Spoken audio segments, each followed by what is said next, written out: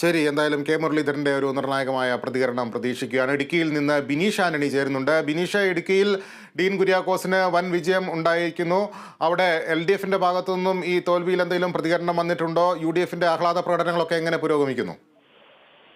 ലിബീഷ്, ആഹ്ലാദ പ്രകടനം ആരംഭിച്ചിട്ടില്ല എന്ന് തന്നെ വേണം പറയാം. ഏതായാലും പ്രതികരണം ഡീൻ തന്നിരുന്നു.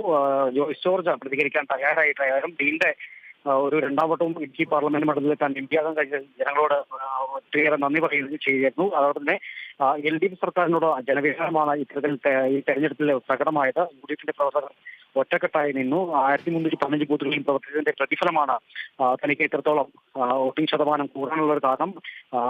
അതോടൊപ്പം തന്നെ ഈ മതനിരപേക്ഷ ആളുകൾ, ജനങ്ങൾ അതൊന്നും നോക്കാണ്ട് തന്നെയാണ് തനിക്കെതിരെ വോട്ട് ചെയ്തത്. അതോടൊപ്പം തന്നെ എടുത്തു പറയേണ്ട ഒരു കാര്യം, ഈ പോളിംഗ് ശതമാനം ഇടുക്കിയെ അപേക്ഷിച്ച് കഴിഞ്ഞ പ്രാവശ്യം 2013 പോളിംഗ് ശതമാനത്തെ അപേക്ഷിച്ച് പോളിംഗ് ശതമാനം വളരെ കുറവായിരുന്നു.